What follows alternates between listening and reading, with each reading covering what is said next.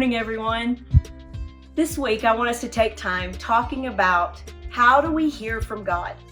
I don't know about you, but I really need to hear some things from God right now about my life and what's going on in the future, and I just need to hear His whispers. And so I've really been thinking about ways to hear from God. And one of the main ways that God speaks to me is through nature, through getting outside and looking at nature. Isaiah 40 talks about how He formed the mountains, these mountains you see behind me. He formed those mountains. He carved out the valleys for the rivers. So when you look at nature, you see the handiwork of God. The Bible also says that the nature shouts His glory. So when I look at nature, I see the hand of God.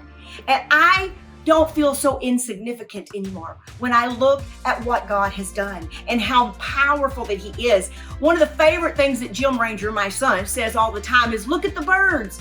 When, as you can see, there's bird feeders behind me, and this is our little garden, and James loves to feed the birds. And so every morning we can come out here and you see all these different birds that are feeding, and you see all the gorgeous little hummingbirds. And this last week there was a couple of birds here I'd never seen before, and they're yellow chested with a red head, absolutely gorgeous birds. But when you look at the birds aren't worried about where they're going to get their food. They're not worried about what tomorrow holds. In fact, it says, look at the birds. They don't plant or harvest or store up foods in barn, for your heavenly Father feeds them. And aren't you far more valuable to Him than they are?